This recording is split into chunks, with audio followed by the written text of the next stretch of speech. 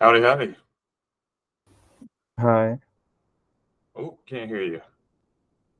Maybe on my end. Let me see. Uh, um, oh, it is on my end. Can you hear me? Yeah, there you go. How's it going? Yeah. Hi, it's good. Nice, man. Thanks for coming. What questions do you have for me? I'm not actually prepared. I'm thinking of questions right now. I just wanted to be in the meeting so I learn from other people as well. Nice, nice, nice. Well, take your time.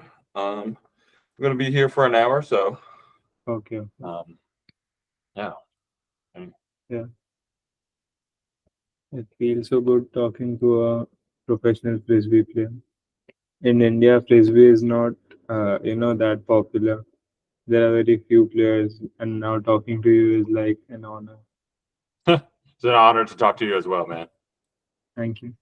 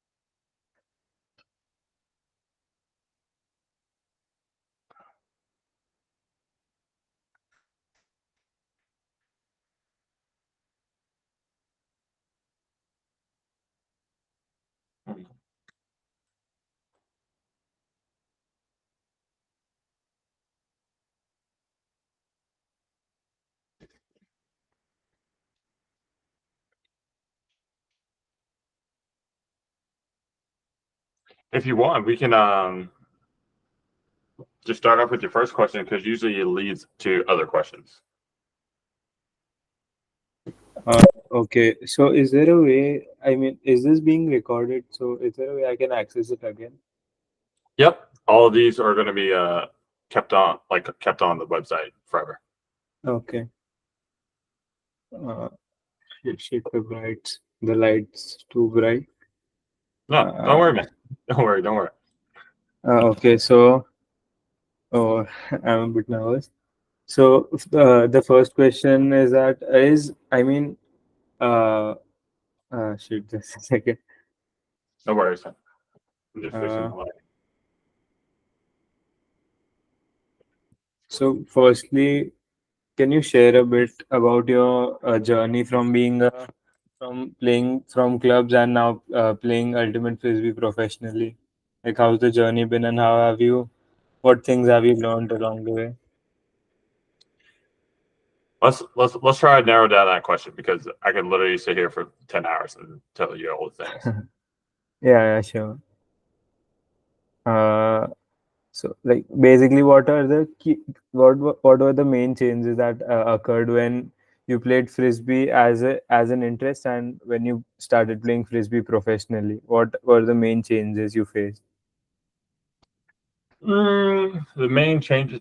So to make sure I heard the question right, what are the main differences between before pro and after pro? Yes, yes, yeah.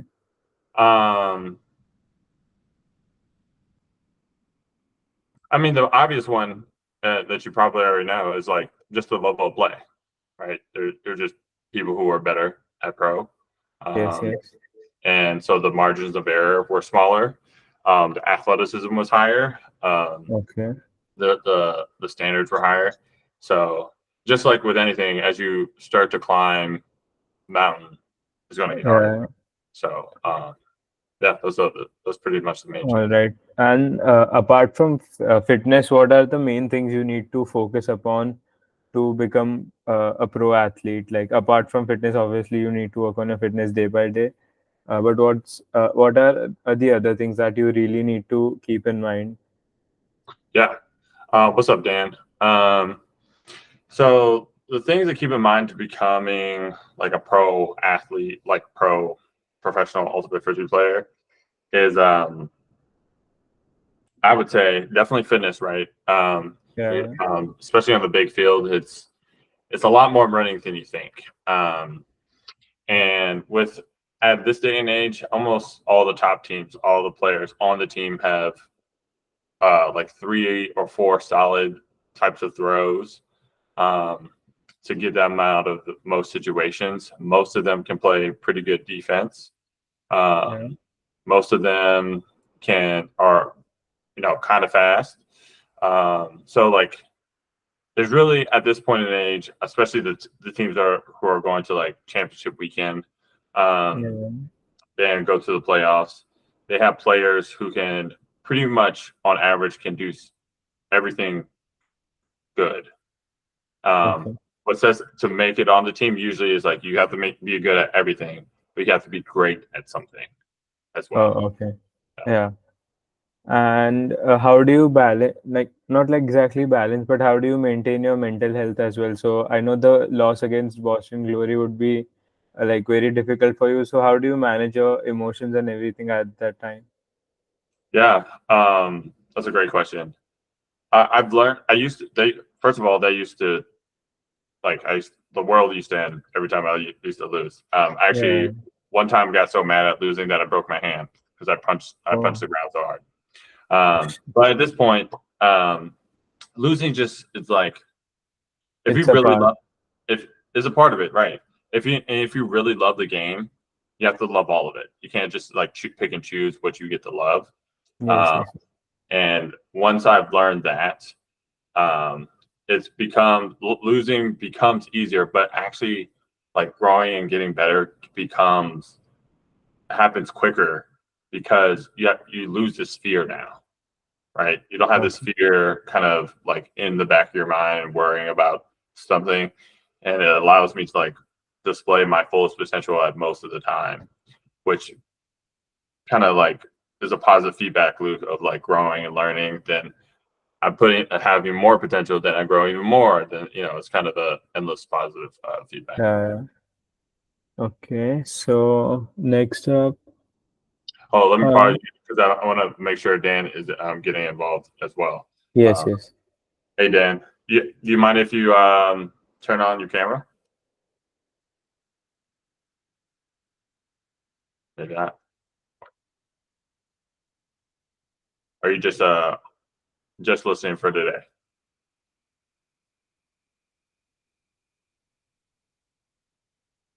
All right. And I'm pronouncing your Arhem. Arhem. Yeah. Yeah. Arhem. Arham. Okay, word. All right, Dan. Thanks for chatting. Arhem, you can go with your next question.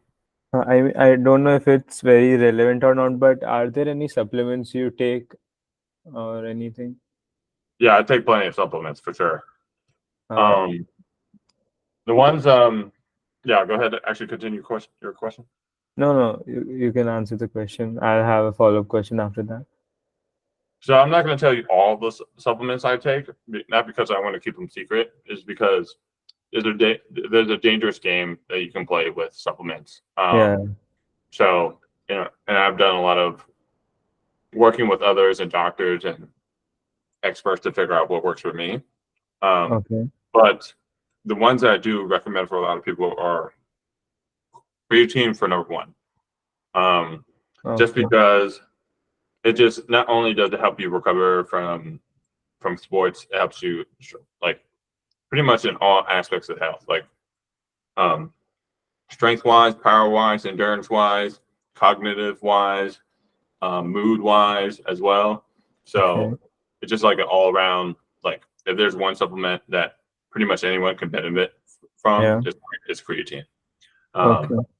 Then another good one for a lot of people is whey protein, but that is like because most people don't get enough protein in their diet. Yeah.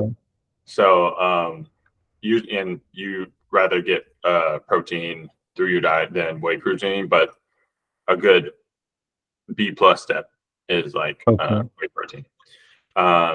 Then and pretty much like an electrolyte drink, a sports Yeah. drink, or Absolutely. yeah, and caffeine as well. Those are like Oh, four very proven supplements that work for most people. okay. All right. Uh, just a second.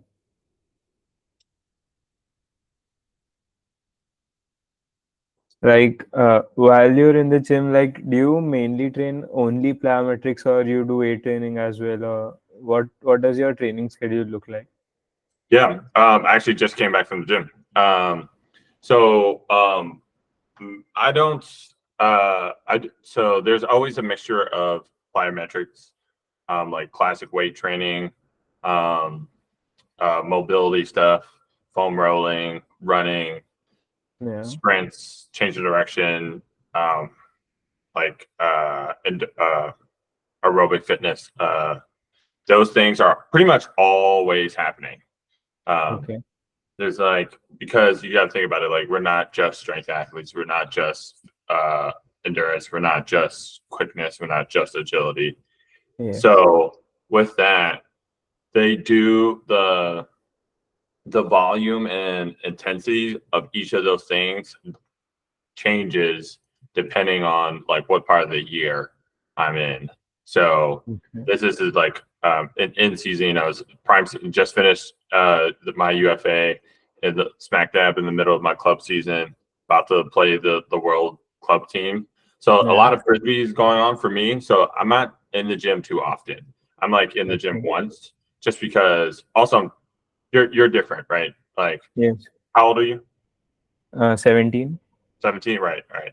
So, I'm 31, like almost double your age. So my ability to recover from things is going to be different from your ability to recover Yes. from. Yes. So, with that being said, I'm only hitting the gym like once a week right now. I'm doing like lighter cardio to make sure I'm recovered from my like tournaments and practices. And if there's enough space in my weekly schedule, I'm doing like sprint workouts and changes of agility and like and some more plyometrics, but usually Okay. I'm more focused on, at least for me, for myself, like more on recovering and skills training right now. And this is like, remember what was is working for me is not going to necessarily work for you. The reason why I've chosen my schedule to look this way is because being more athletic is not the edge I'm trying to win, right? Like I'm already Yes. Yes. pretty athletic. And like being a bit faster or jumping a bit higher is not gonna move the world. But if I can throw like 2 or 3 hucks a game, that would change my game, right? So I'm Yes. working Yes. with and Okay. vice versa. So like if someone is a big thrower, but they kind of suck at defense, they probably need more fitness. Yes. Um, Yes. yeah. So Okay. And the next is like, I don't know. I mean, it could be a vague question, vague kind of question, but like how do you build up your stamina? I've been running and doing things since like the past uh 3 4 months daily continuously. I've been running 45 minutes to an hour, but still it doesn't seem to have been working. Like I don't know what it is, but I'm unable to improve my stamina. So How are you tracking your stamina? like we have weekly practices. I'm not exactly tracking, but I like get very scuffed after like playing 3 4 hard continuous points. So yeah. So what I'm hearing is you're saying you're not improving on a measure that you're not measuring.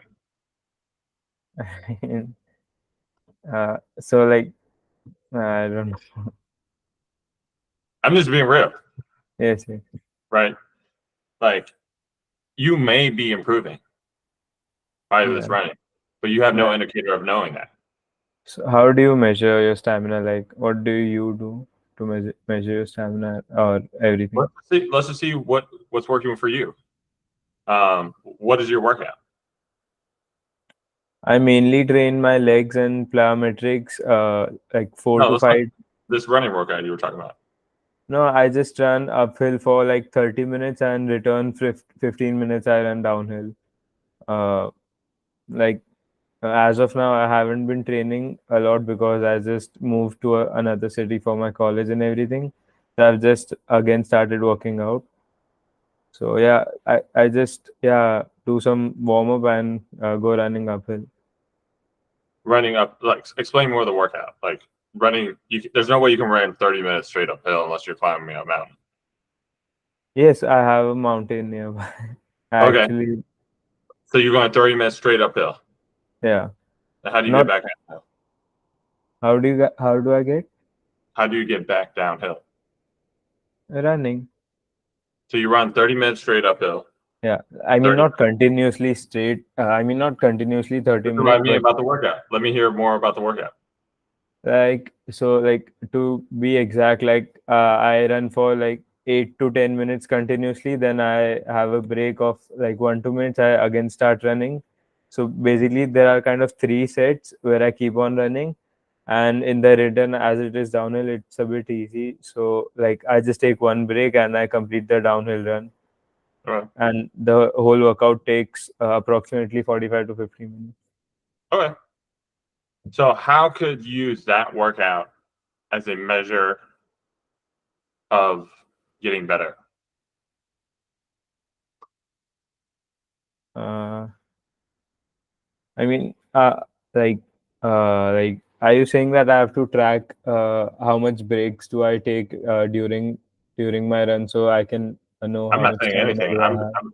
I'm asking you, how can you take something part of that workout, Yeah, make it objective, and yeah. say, hey, if I move this thing upwards or downwards, that means I'm improving.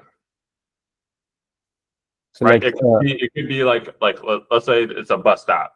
Like a first marker is the bus stop. okay, Usually you've been hitting in like 2 minutes. yeah, Then maybe next workout's a minute 55. Then 2 weeks okay, later it's minute 50. So that is tracking your progress. okay. Yes, yes, yes, I get it. Mhm. Okay. Uh, I'll think of a few questions. I mean, as of now, I don't have many. Okay. Work. Nice. Yeah. Thanks.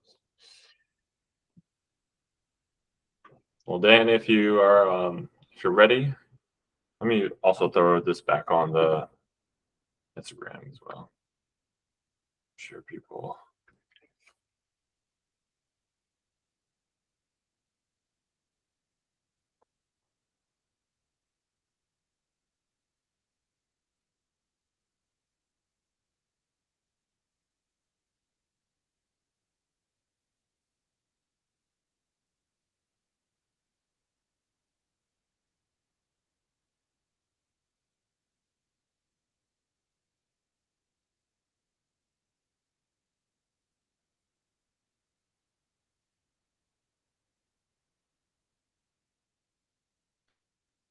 Should be one. Sure.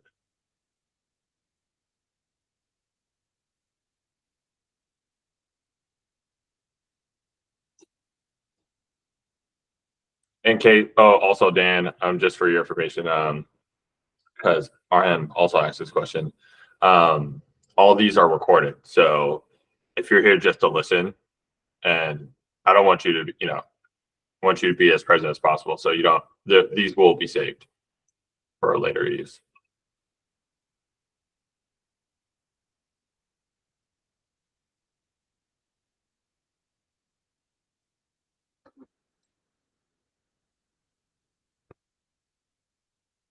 One more thing, how do you handle the nerves or the intensity on crucial situations like, a universal point? Like when it's like what all and it's the last point. How do you manage the nerves? And suppose if you have the disc in the hand, what like how do you like manage yourself at that time? Because it's like the most pressure you're gonna feel in the game. So it's like make it or break it kind of thing. How do you manage your mental state at that point? Yeah, I'm wondering, how do you think I manage that? uh, I don't know. Maybe like you just try to stay calm and composed, like not make any silly errors or not try you not like stress eat you up and like throw some like and throw some like uh, throw the disc somewhere it's not needed or and mainly I just you try to be calm and yeah. Yeah. Then my next question, I am going to answer your question. Yeah. How do you handle that situation? I mean, like I've I mean I'm like kind of unable to handle that situation because like a recent example I played two universal points and I threw away the disc in both of them because I was feeling a lot of pressure and I did not know what to do, where to throw, and I just turfed the disc at that time. I mean, it is for me, it's very difficult to manage that. So I'm not really the best at doing that. Yeah, for sure. First of all, RM, thank you for your honesty. And I love that you were being vulnerable in that session, in that part. But to answer your question, how I deal with it is a big part of it is I don't take it so seriously. As a person who has dedicated a lot of his life to this thing, Yeah. I know at the end of the day, we're throwing a frisbee on a grass field. Yeah. And I'm not discounting what it means to you as well. Hope you're not hearing that as well. Yes. Yes. But what I notice when I don't take it, like when I don't attach myself to these outcomes and like I failed, I'm a failure if I don't score this thing, or I'm a loser if I don't make a play for my teammates. Once I let that go, it becomes much more fun. And I've Yeah. noticed that when it's more fun, I play actually at my highest. Yeah. So that so it's kind of a dance of, because usually people think like when you take it so seriously, that means you care a lot. That could be true, but usually what I actually see is when you take it seriously, you get like attached to it and like make a big deal out of it. But there's a difference between taking it serious and caring. I still care a lot. I still pour Yes. my Yes. heart and soul, and I put a lot of hours and time and dedication into this every single day. But I don't take it so seriously Okay. because at the end of the day, I want to perform well. Yeah.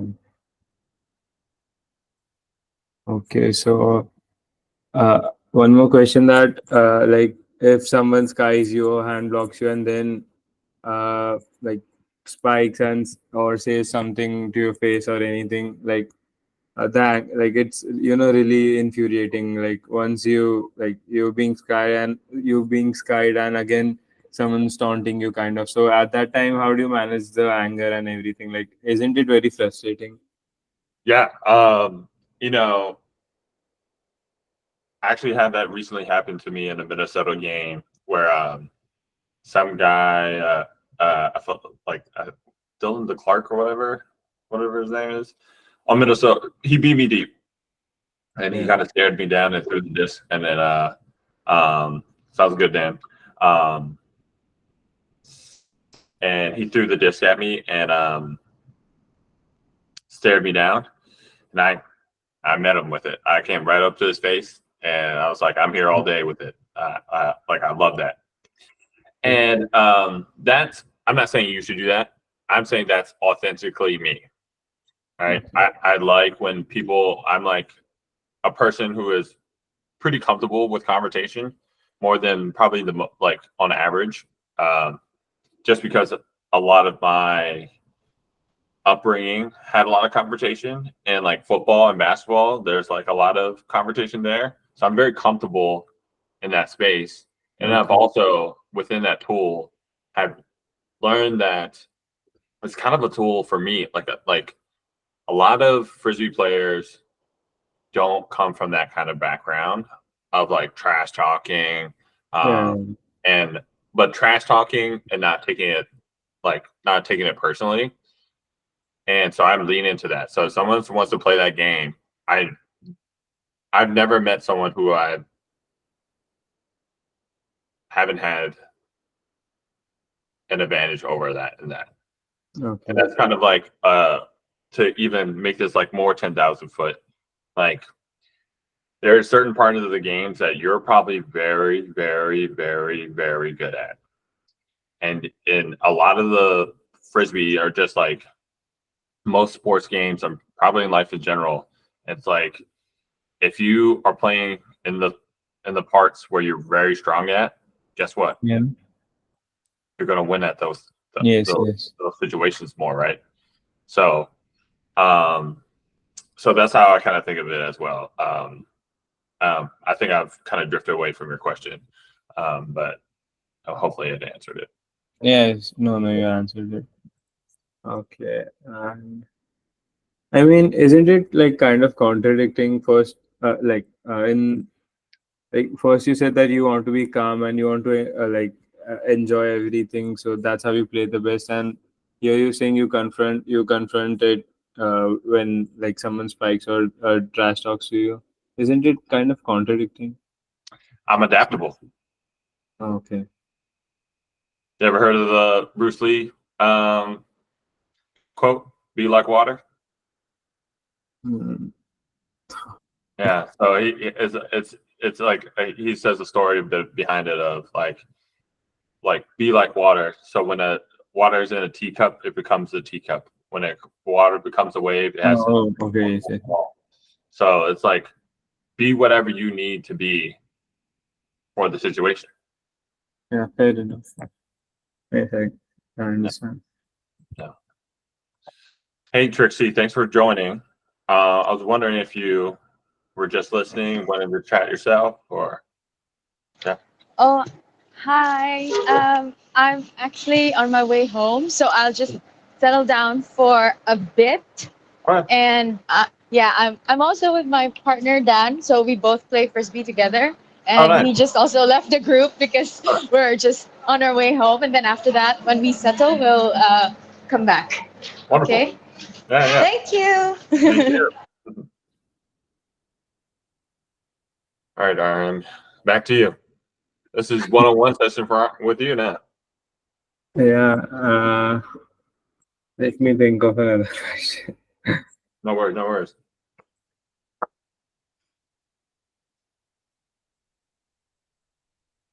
How long have you been playing?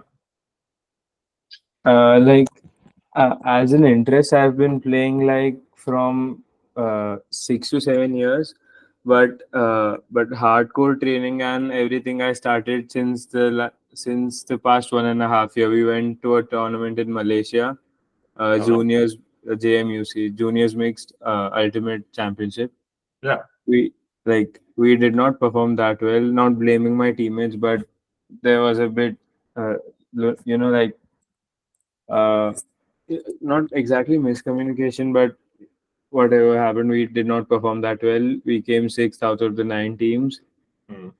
so it was kind of heartbreaking. And after that, I like continued my training. And yes, as of now, I am staying in India and I'm trying to do my best. Nice, nice. What are some dreams you have with the sport? Of course, I want to play WC. I did not give the tryouts this year. I Mm. mean, I probably wouldn't have been selected any which ways, but yeah, I once want to play the WC. This year, Team India is also coming. So, and a lot of players, they know me really well. Like the coaches and everything. We've been like kind of friends since like the past 4 5 years. So seeing them play in such a huge, like in such a big level, is kind of again motivating me to Mm. play there as well. And yeah, I just want to experience WC, and yeah, Nice. that's my like ultimate goal. So, awesome. Well, yeah, I wish you nothing but the best. Yeah, thank And you. I'm wondering if there's any like things you would like me to create, or like I've been thinking of like doing some defensive workshops, some maybe some throwing as well, um, some cutting patterns.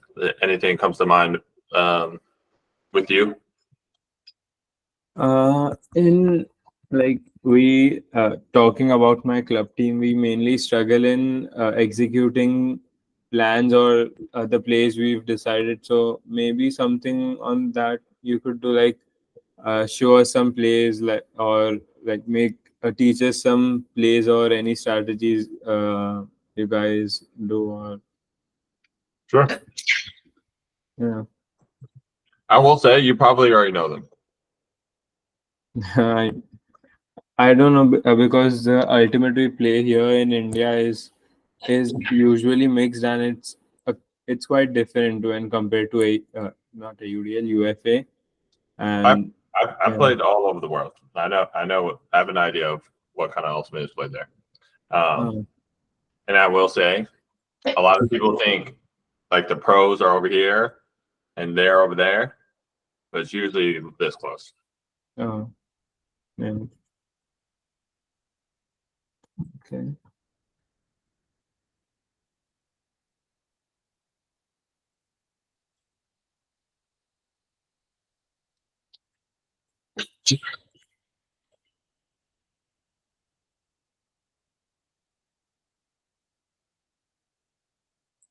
What's your dream, like in ultimate frisbee, or is something you want to achieve? Um, definitely kind of, not kind of. I am living it right now, to be honest. I spend a lot of time getting myself as an individual better at ultimate frisbee, but also help others get better at ultimate. Um, I spend a lot of my time helping people like achieve their dreams. Um, I live pretty like in a comfortable environment, and yeah, and like but goals ahead is I would love to next year I'm shooting for the world world game champions. Um, so where like 9 countries get to represent frisbee in the world games. Um, so yeah, that's next year, and I think we uh, trials haven't come out yet, but they should be around like February or March. just to confirm, are you playing the opens or the mixed in the WC? Open. Oh, okay, okay. Mm.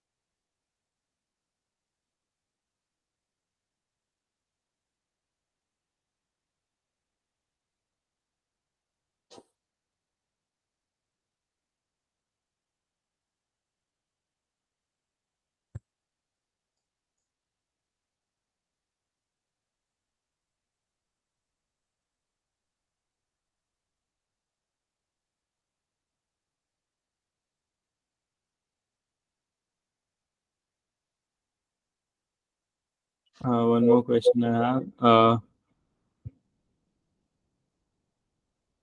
Was there? Yeah. So like, I am the captain of my team as of now. So Right. what are the leadership qualities, or what are the things you would like? What are the qualities you would like to have in your leader? Like, if someone's coaching you or leading your team, what are some qualities that you think he should have? So I mean, I could improve upon that for my team as well. I'm wondering if you asked this question to your team. But I just want your perspective on the same. I know. I'm trying to help you out right now. Have you asked this question to your team? Yes, I have. I mean, they say like they have said things like the captain should always be, motivated, and he should be trying to push people forward, and like you not always, but be calm most of the time and try to help the team in like every way possible. Yeah. How have you done with those in that aspect? I mean, as of now, I think my team is pretty satisfied with me and my performance. Not my performance, but yeah, with me being the captain. And as of now, they haven't had any sort of issues with that. But I just want to take it, a level further. Like, I want to get even better. How could you ask your team that? Hmm. I don't know. Have you asked your team, how could I be a better captain?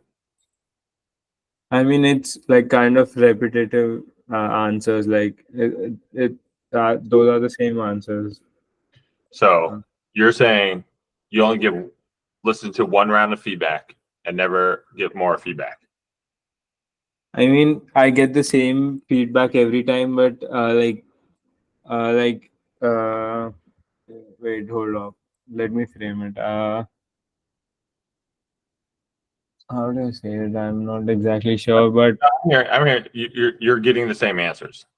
yeah, but I've, I, I mean, I've improved, but I mean, I'm sometimes getting no answers. Like, it's kind of like that. They like me the way I am, but also I think of myself that I definitely am not perfect. So I know there's something that I can improve upon, but I don't know exactly what do I have to improve upon. Yeah. Yeah. I would first, because what I think of a leader is, I think of a leader as a servant of their people. Yeah. So that's like that's like number 1, 2, 3, and 4 or 5 quality of a good leader. Is Okay. they work the hardest to serve the people they're supposed to be leading. So I would try to figure out, if I were you, how to get that information. If they're giving, either if they're saying, because I wonder what they're actually saying. Because if they're saying the same thing, that means you have not satisfied that quality yet. Yeah. But if they're saying you're doing an all right job, or satisfied, like to use your word, satisfactory, ask yourself, do you want to be a satisfactory leader? Okay. What does it take to be an exceptional leader? Yeah. Right? Like you, because I don't like, the reason why I keep asking other questions is because I don't know your strengths. I don't know your team. I don't know the environment you're in. I don't know all these things, but you know these things, right? You're the expert of your life. Yes. So I'm going to lean on you to answer your own questions, right? Oh, okay. Yes. So, but I will give you like some helpful hints that have helped me. So, but number one foremost is like a leader serves. Number two is they listen. They listen a lot. way more than they talk. So, and you can listen more than with just your ears. I mean, you can see as well, or you can observe more than just with your ears. You can see what's going on, feel the tension, observe. Like, how can I get more information from my team so I can better serve them? Yeah. Then after you gain all that information, then it helps to speak so you can be understood. Yeah. You don't want to be using a lot of, like, we're actually having this in one of my teams now, is the information is thorough and detailed, but it's not being communicated well. So it almost means that it's good for nothing, basically. If you can't communicate your message well, how good is the actual message itself, right? Then I would say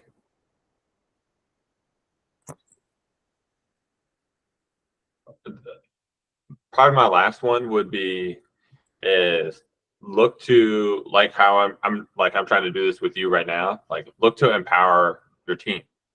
Yeah. Right?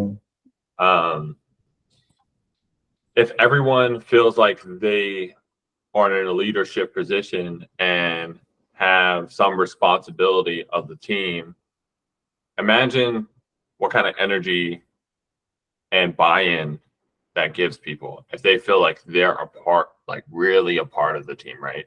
Like something they are doing, the stuff that they're learning, the stuff that they're being really matters, right?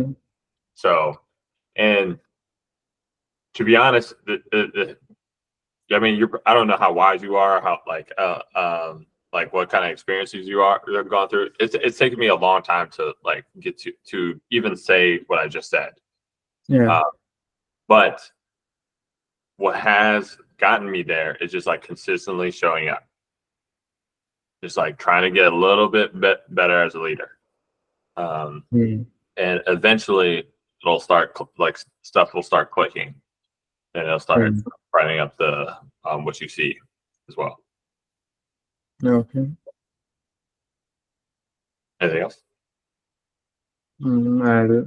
I'll think. No, it's all good. It's all good. Dan and Trixie, did you make it back home by chance? Still on the way? Yeah, we're kind of still settling, but we're listening. All right. Yeah, just to start off, so we're based in the UAE. We're based in Dubai, Nice. where you played last time for Mina, and we were there. Yeah, so that's how I came to know you. I don't know if Dan knew before that, but we both play Ultimate, and yeah, and we just want to get better and better and better and better. Love So, yeah. Dan is a bit shy, but we can give him a push. He's outside, he's taking his own time. Yeah, I think he's the one that's who's really wanting to be great at this game, I can say. So I don't know if he's ready. I want to give him the stage, and I want him to ask the questions. How's it going, Dan? Good. How are you? I'm doing good. Would you mind? Yeah. So both of you, if you turn on your camera. let me see. Oh, is my camera working? Because we're both using our phones. So. Oh, okay.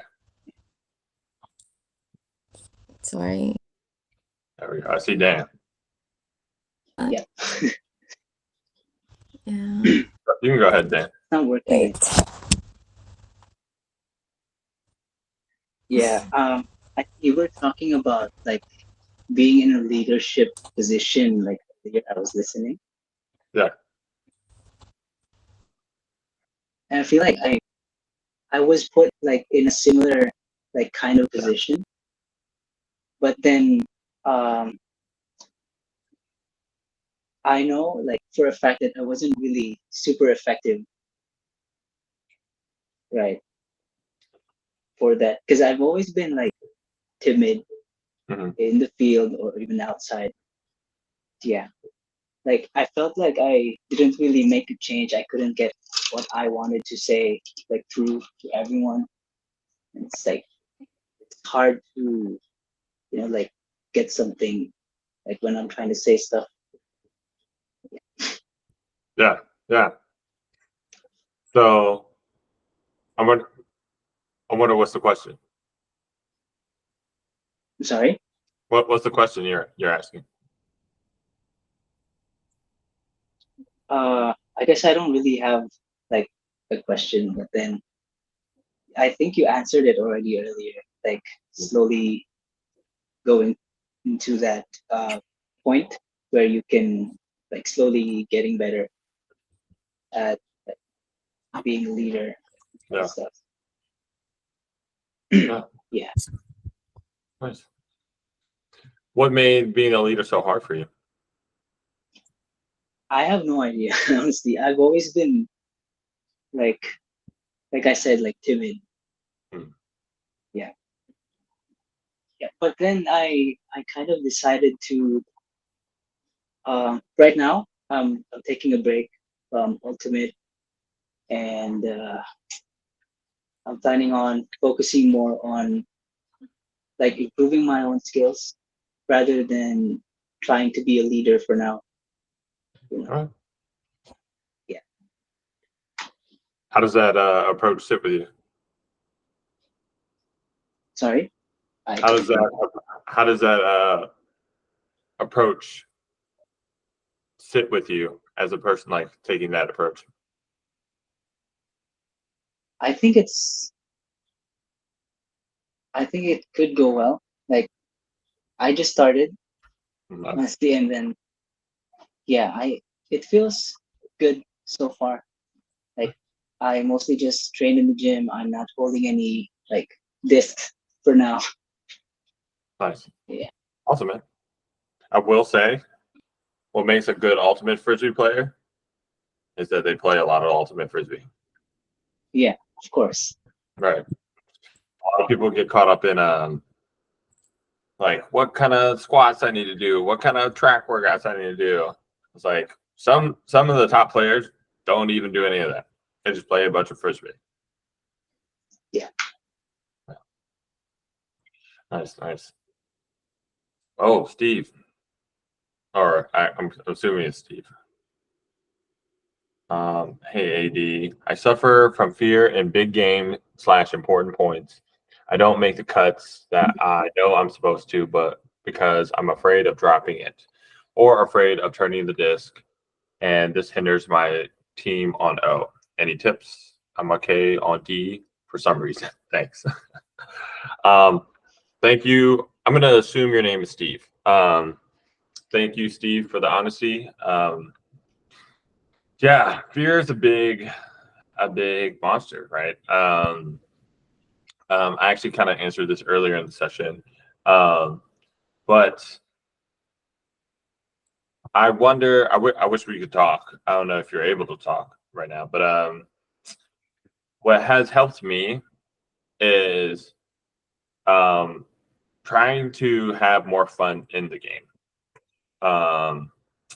and also not taking the game so seriously. A lot of people I have found, like with working with them and with myself, is like they attach their identity to the game. Like I am my performance, and that's where the like big ups and big downs come from, right? Because you're attaching yourself to this thing that you have no control over. You have influence, right? But you have no control over this total thing. So once you, at least for me and some of my clients, once I've let go of that type of attachment, and have more fun with it, and also put frisbee in its like kind of like quote unquote proper place of like, you know, at the end of the day, we're throwing a plastic disc on a field that's smaller than a soccer field. You know, it's like, yeah, and I'm not trying to downgrade like what frisbee means to people. You know, as a person who has spent lots and lots of time and effort pouring myself into this game, I know I just perform my best when I'm enjoying it the most, right? So, so that's what I would say. Like, if you're facing these fears, I wonder how you could have more fun. Is like the question I would ask you. And awesome. He said, absolutely amazing. Thank you so much. Well, thank you. I'm going to still call you Steve. Thanks for asking the question. Kirsty, did you have anything? Sorry, did you call me? Yeah. I wonder if you had it. I think my question as of the moment is that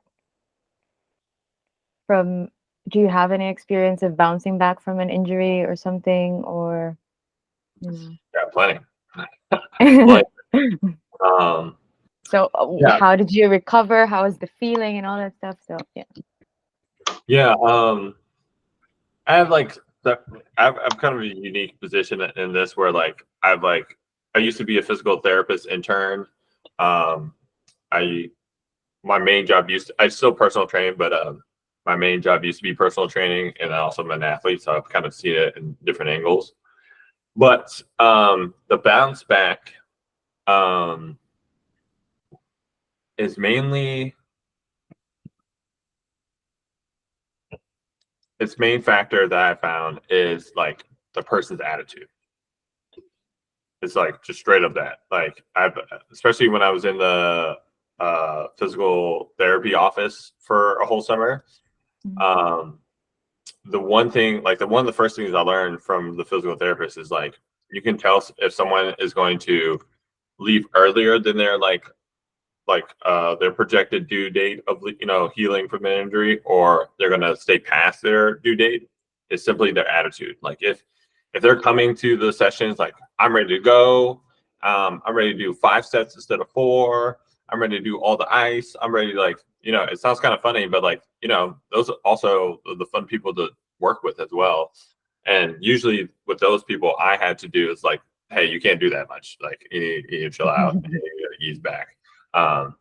But they would have this good energy about them, and you were when you saw them on the schedule, you were excited. But then there's the other people who are like, come on, you can do 2 more. Or they wouldn't show up, or they would show up late. And you would really have to negotiate I like this exercise over this exercise. Those are the people that tend to have those injuries linger. And as well, and maybe another part of this as well is the mental aspect. That is the physical part, but the mental aspect of letting go of the fear of getting re-injured. And that kind of goes in I believe that the main aspect of that is how much do you believe in the training or the treatment you do. Obviously the treatment matters.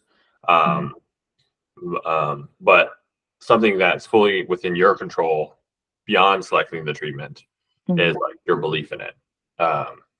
Because if you are believing in the treatment, there's just been tons of studies that shown that essentially they'll give medicine like a amphetamine. So if most people basically crack to people, and they'll give a depressant to another group, and what they will tell about the crack group and the depressant group is, or it's a tranquilizer actually, is that they got the opposite thing. And the crazy thing is that 80% of all, like each participant acted out the medication that they were told they were given, not the actual they were actually given. So that's like that just shows me like the power of the mind is crazy. It literally will overpower something that's been physically given to you. So not to downplay like any medicines or whatever. I do not have a PhD or doctor degree whatsoever. But I think that's plain and simple for anybody to know that like how powerful your belief in the treatment is. Okay. So, yeah, that was a long answer, but hopefully No, it's great. It's just mind over matter, basically. Yeah. And I think one thing that also makes me curious is that in your entire career, can you pick out maybe one or two instances, biggest hurdles, big time, and how did you overcome it at some point? Biggest hurdles. Let's see. Biggest hurdles. I would say the one I suffered last year was pretty significant. Maybe, it's hard to like see because I've, like overcome these hurdles or like, or so, but yeah, the most significant, I guess, in my recent memory is the one that happened last year.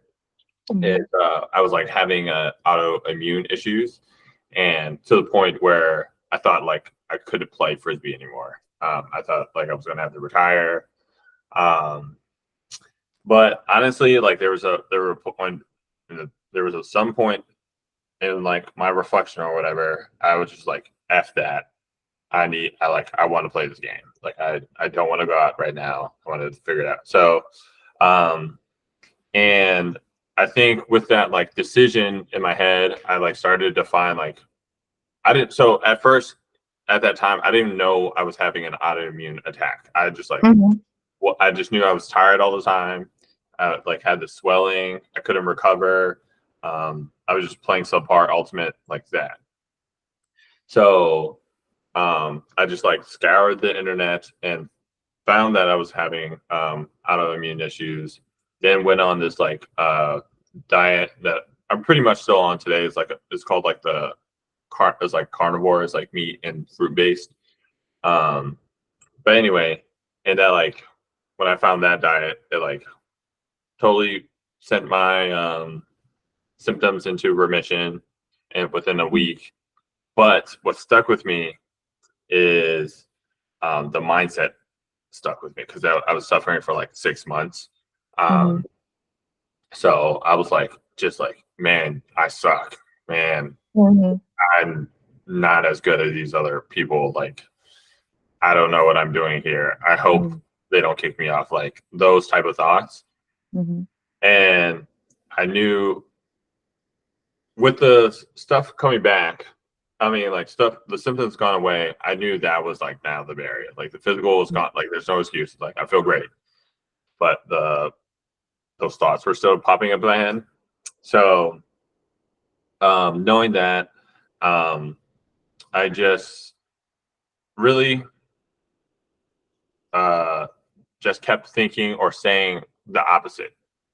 So every morning, I would spend like 30 minutes to an hour, like visualizing my success of like me dunking on people, getting blocks, making goals, like all these things, and like hyping my teammate and being the player I wanted to be.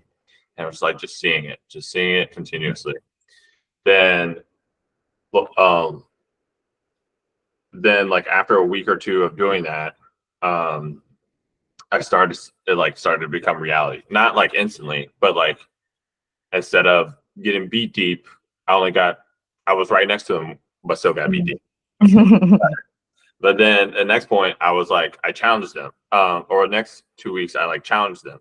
The next week, like a month later, I got the block, right? So then when I started, like, especially when I started getting boxed, I was like, oh, there's something to this. And so like I like fed into it even more, added affirmations, added like a whole pregame warm-up thing, and just really saw like kind of like, you know, what you just said, like how powerful the mind really is. And once I've gotten through and like got control of that or started mastering that, that really like propelled me into like the player that I am today. Oh wow! Thank you for the vulnerability. Of course, yeah. I know it's a common problem. So, well, not the autoimmune part, but the doubts part. Yeah. So I love sharing that story. So cool. Well, it is at the end. I don't want, but if people have questions, I have some room to stay. Any more questions that popped up?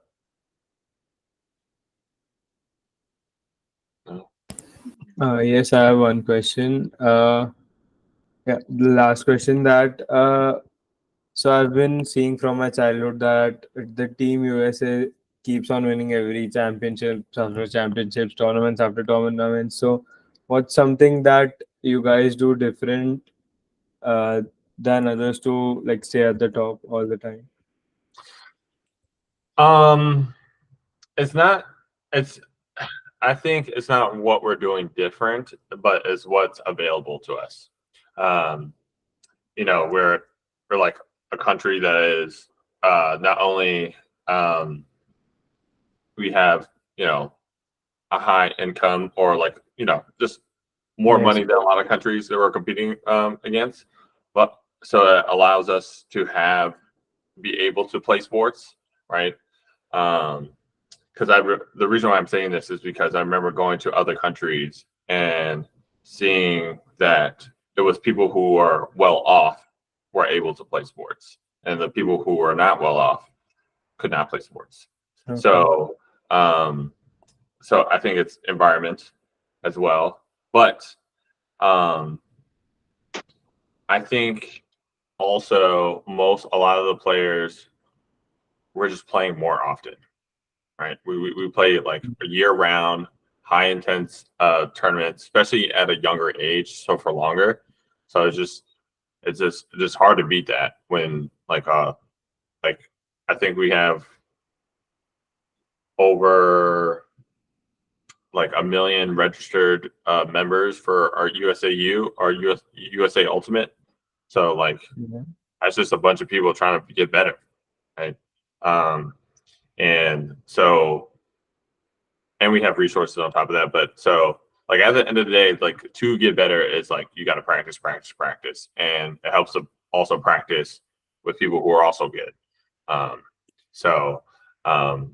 But you know that level is starting to equate, right? Like a lot of European players are starting to float over, and vice versa. So like the talent pool is being mixed.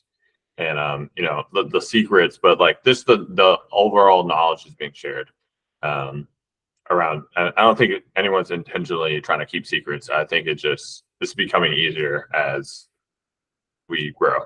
Yeah. Okay. Thank you. Yeah.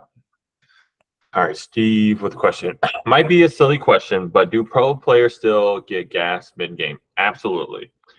Seems like no matter how much cardio I do, getting gas sometimes is inevitable. Thanks very much for the stream. I mainly talk about midpoint cardio. Yeah, I'm one of those people. You'll see if there was a camera on me, especially on offense, you can find your boy hiding in the stack sometimes, and just like someone else cut. And so it definitely happens. Large part of this is genetics. Some people are just built to run and run and run and run. I'm not one of those people. I'm more of like a drag racer. I put me in a straight line and I'll get there. But if you make it 100 miles, I'll gas out in 10 miles. So first it is genetics. but the more controllables is the type of fitness programs that you're on.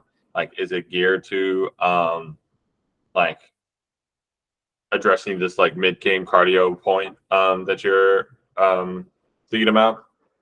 So it's usually like the program I've been the program where I work with is Game Point for Performance. I've been using them for 7 years now. Also, I coach with them too. And even though I say that I still feel gassed, I imagine what I used to feel like 7 years ago. I used to take 2 or 3 hard cuts and be done. But there are types of programs where you can increase like your mid game point, like how long you can last through an intense point is like a lot of what Game Point Performance is going through. But to give you some tidbits, like cardio is, well, fitness in general is kind of like this tiered thing. So a lot of people think it's like just strength or just cardio or just aerobic fitness. It's like, no, usually it's like it's all kind of built on each other. So usually at the bottom is you can kind of think of it as like your basic cardio fitness, like how and what is this usually this bottom piece is, it's like how much oxygen can you like pump through your body. So and this is like very equivalent to like resting heart rate. So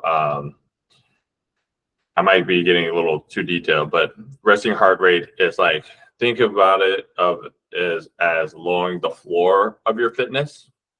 And you can't really raise your like ceiling too much. That's kind of like genetically set already.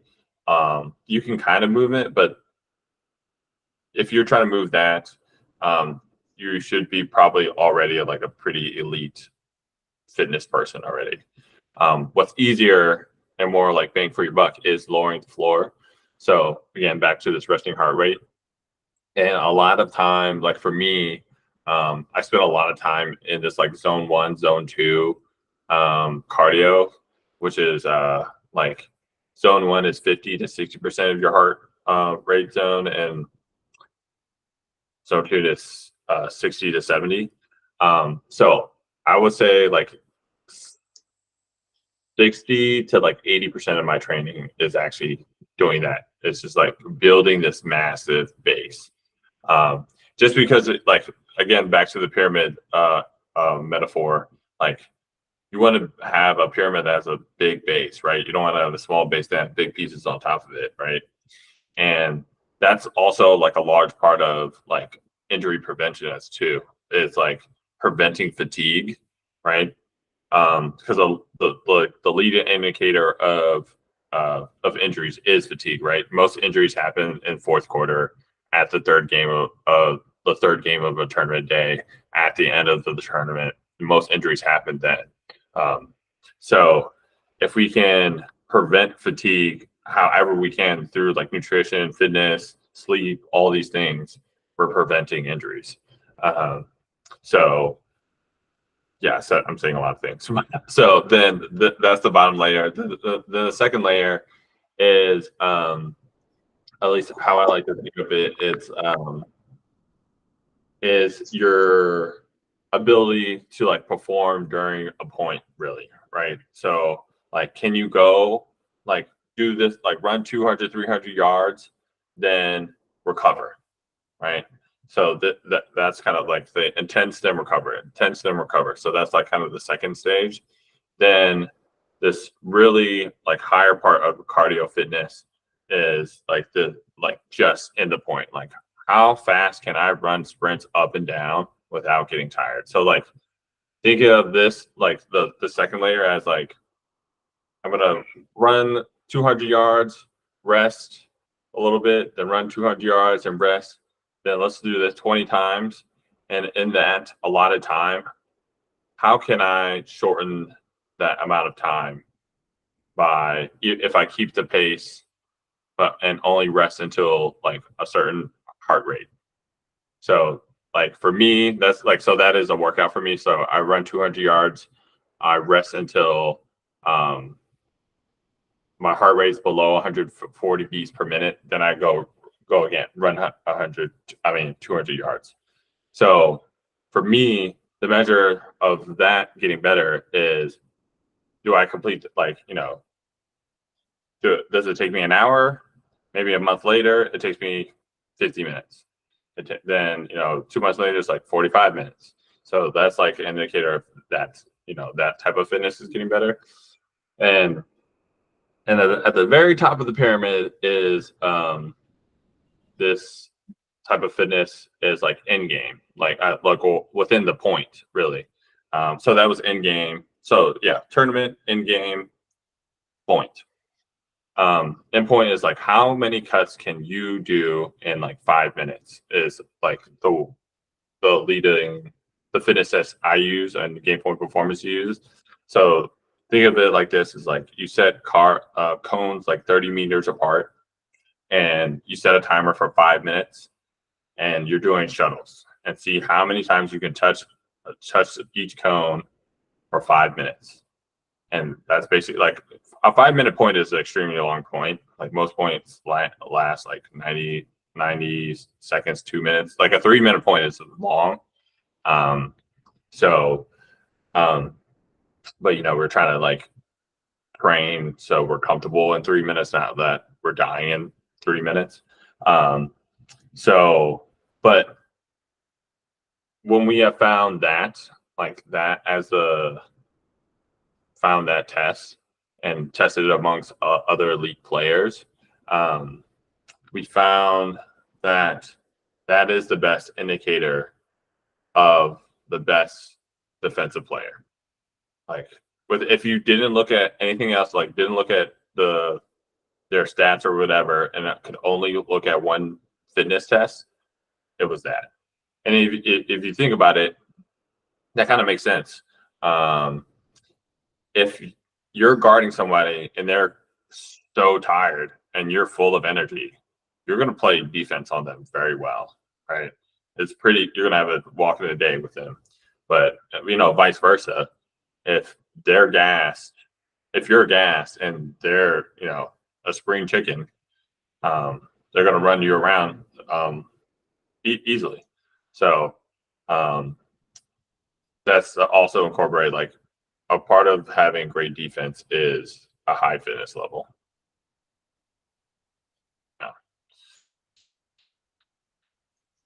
Yeah, I don't know if I'm being long-winded with these questions, but but they seem like they're landing. Anything else out there? Thank you, Steve. No? Well, cool. Well, thank you all for joining the Ultimate Success Academy. It's a pleasure to have members already, and I'm excited what we build this out for. I'm currently like creating a bunch of workshops for it, but these Q&As are kind of the like seedlings of those workshops. So as I start hearing like more consistent questions about certain subjects, then that's like an indicator for me to like, oh, people want this. But again, thank you for showing up. And I hope you have a wonderful day, and I hope this was useful for you. Yeah, thank you so much. Bye bye. Yeah. Thank you. Thank you. All right, y'all. Thank you so much. Bye bye. Okay. Thank you.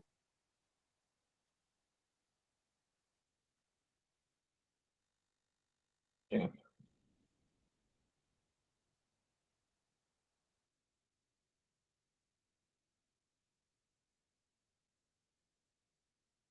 I'll have to stop the